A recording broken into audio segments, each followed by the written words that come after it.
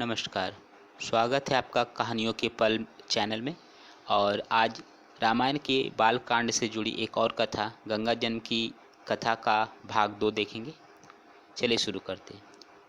ऋषि विश्वामित्र ने आगे कहा, बहुत दिनों तक अपने पुत्रों की सूचना नहीं मिलने पर महाराज सगर ने अपने तेजस्वी पौत्र अंशुमान को अपने पुत्रों तथा घोड़े का पता लगाने के लिए आदेश दिया।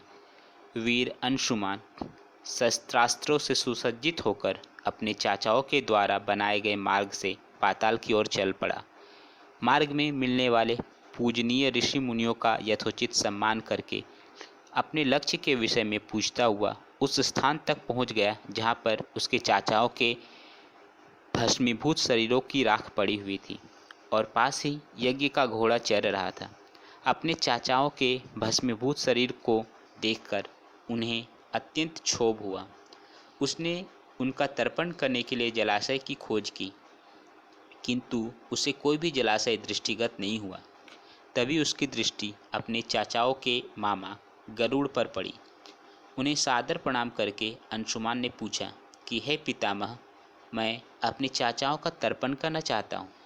समीप में यदि कोई सरोवर हो तो कृपा करके उसका पता बताइए। यदि आपको इनकी मृत्यु के विषय में कुछ जानकारी है तो वह भी मुझे बताने की कृपा करें। गरुड़ जी ने बताया कि किस प्रकार से इंद्र ने घोड़े को चुराकर कपिल मुनि के पास छोड़ दिया था और उसके चाचाओं ने कपिल मुनि के साथ उद्दंड व्यवहार किया था, जिसके कारण कपिल मुनि ने उन सबको भस्म कर दिया। इसके पश्चात गरुड़ जी ने अंशुमान से कहा कि ये सब अलौकिक शक्ति वाले दिव्य पुरुष के द्वारा भस्म किए गए हैं, अतः लौकिक जल से तर्पण करने से इनका उद्धार नहीं होगा। केवल हिमालय की ज्येष्ठ पुत्री गंगा के जल से ही तर्पण करने पर इनका उद्धार संभव है।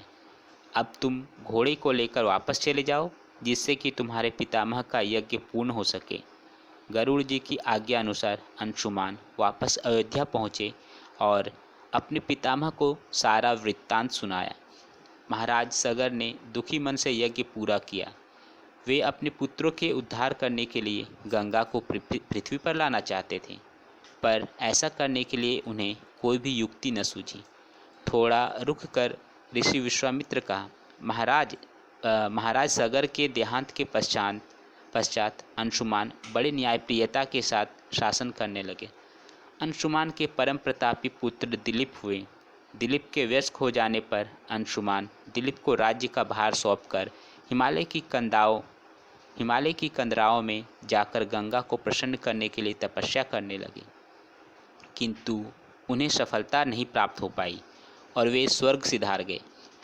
इधर जब राजा दिलीप का धर्मनिष्ठ पुत्र भगीरथ बड़ा हुआ तो उसे राज्य का भार सौंपकर दिलीप भी गंगा को पृथ्वी पर लाने के लिए तपस्या करने चले गए, पर उन्हें भी सफलता नहीं मिली। भगीरथ बड़े प्रजावत्सल नरेश थे, किंतु उनकी कोई संतान नहीं हुई।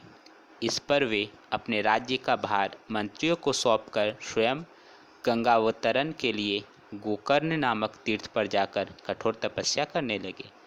उनकी अभूतपूर्व तपस्या से प्रसन्न होकर ब्रह्मा जी ने उन्हें वर मांगने के लिए कहा।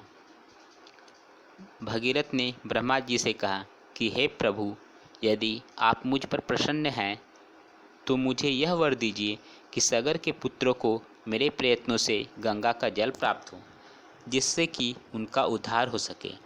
इसके अतिरिक्त मुझे संतान प्राप्ति का भी वर दीजिए, ताकि इक्ष्वाकु वंश नष्ट न हो।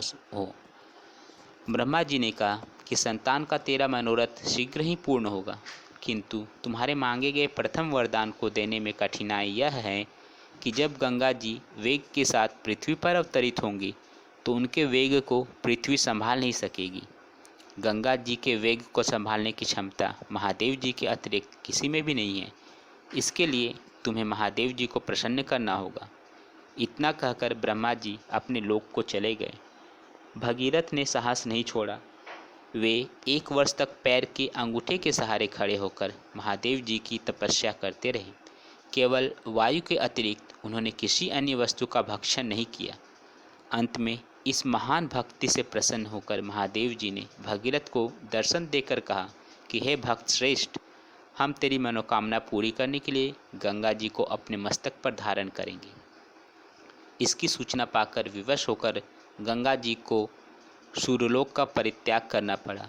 उस समय वे सूर्यलोक से कहीं जाना नहीं चाहती थी, इसलिए वे यह विचार करके कि मैं अपने प्रचंड वेग से शिव जी को बहाकर पाताल लोक ले जाऊंगी, वे भयानक वेग से शिव जी के सिर पर अवतरित हुई। गंगा का यह अहंकार महादेव जी से छुपा न रहा। महादेव जी ने गंगा की वेगवती धाराओं को अपने जटाजूट में उलझा दिया। गंगा जी अपने समस्त प्रयत्नों के बाद भी महादेव जी के जटाओं से बाहर न निकल सकी। गंगा जी को इस प्रकार शिव की जटाओं में विलीन होते देख भगीरथ ने फिर शंकर जी की तपस्या की। भगीरथ के इस तपस्या से प्रसन्न होकर भगवान शंकर ने गंगा जी को हिमालय पर्वत पर स्थित बिंदुसर में छोड़ा। छूटते ही गंगा जी 7 धाराओं में बट गई। गंगा जी की 3 धाराएं लादिनी, पावनी और नलिनी पूर्व की ओर प्रवाहित हुई। सुचक्षु, सीता और सिंधु नाम की 3 धाराएं पश्चिम की ओर बही और 7वीं धारा महाराज भगीरथ के पीछे पीछे चली। जिधर जिधर भगीरथ जाते थे उधर उधर ही गंगा जी जाती थी। स्थान स्थान पर देव, यक्ष, किन्नर, ऋषि मुनि आदि उनके स्वागत के लिए एकत्रित हो रहे थे। जो भी उस जल का स्पर्श करता था भव बाधाओं से मुक्त हो जाता था। चलते चलते गंगा जी उस स्थान पर पहुंची जहां ऋषि झनु यज्ञ कर रहे थे। गंगा जी अपने वेग से उनके यज्ञशाला को संपूर्ण सामग्री के साथ बहाकर ले जाने लगी। इससे ऋषि को बहुत क्रोध आ गया और उन्होंने क्रुद्ध होकर गंगा का सारा जल पी लिया। यह देखकर समस्त ऋषि मुनियों को बड़ा विषम्य हुआ और वे गंगा जी को मुक्त करने के लिए उनकी स्तुति करने लगे। उनकी स्तुति से प्रसन्न होकर झनु ऋषि ने गंगा जी को अपने कानों से निकाल दिया और उन्हें अपनी पुत्री के रूप में स्वीकार कर लिया। तब से गंगा जाह्नवी कहलाने लगी। इसके पश्चात वे भगीरथ के पीछे पीछे चलते चलते समुद्र तक पहुंच गई और वहां से सगर के पुत्रों का उद्धार करने के लिए रसातल में चली गई। उनके जल के स्पर्श से भस्मीभूत हुए सगर के पुत्र निष्पाप होकर स्वर्ग गए। उस दिन से गंगा के 3 नाम हुए, त्रिपथगा, जाह्नवी और भगीरथी। हे रामचंद्र, कपिल आश्रम में गंगा जी के पहुंचने के पश्चात ब्रह्मा जी ने प्रसन्न होकर भगीरथ को वरदान दिया कि तेरे पुण्य के प्रताप से प्राप्त इस गंगा जल से जो भी मनुष्य स्नान करेगा या इसका पान करेगा वह सब प्रकार के दुखों से रहित होकर अंत में स्वर्ग को प्रस्थान करेगा। जब तक पृथ्वी मंडल में गंगा जी प्रभावित होती रहेंगी तब तक उसका नाम भागीरथी कहलाएगा और संपूर्ण भूमंडल में तेरी कीर्ति अक्षुण्ण रूप से फैलती रहेगी। सभी लोग श्रद्धा के साथ तेरा स्मरण करेंगे। यह कहकर ब्रह्मा जी अपने लोक को लौट गए। भगीरथ ने पुनः अपने पितर को जलांजलि दी और कथा यहीं पर समाप्त होती है। कथा समाप्त होने पर वे सब विश्राम करने चले गए। आगे की कहानी हम लोग रामायण बालकांड से जुड़ी फिर से देखेंगे, जनकपुरी में आगमन। धन्यवाद।